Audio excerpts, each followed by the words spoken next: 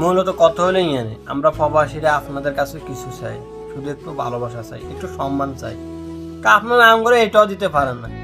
আমরা বাংলাদেশের জন্য এত কিছু করতেছি, রেমিটেন্স পাঠাইছি, বাংলাদেশের অর্থনীতিকে চাক্কা ঘুরাইতেছি, কিন্তু আপনারা আমাদেরকে একটু সম্মান করতেছেন।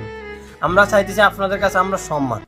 আমরা তো আপনাদের কাছে ধন সম্পদ চাই না। আপনারা বাংলাদেশে চলেন, আপনারা বাংলাদেশ কীভাবে চলাবেন সেটা আপনারা জানেন, কিন্তু আমরা বেশি কিছু চাই না। তো আমরা প্রবাসীরা আপনাদের কাছে সম্মান চাইতেছি, সেই সম্মানটা আপনাদের কাছে পাইতেছি না।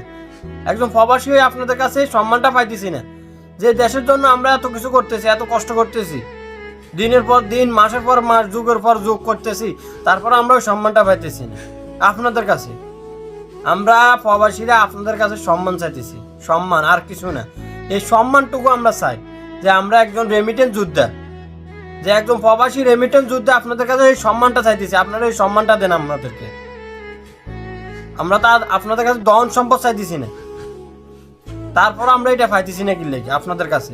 অবশ্যই আপনারা ভিডিওটা শেয়ার করে দিবেন, যে আমরা আপনাদের কাছে শুধু সম্মান চাইতেছি, আর কিছু না। প্রবাসীরা ওই সম্মান চাইতেছি, একজন রেমিটেন্স যোদ্ধার সম্মান চাইতেছি, আর কিছু না আপনাদের কাছে।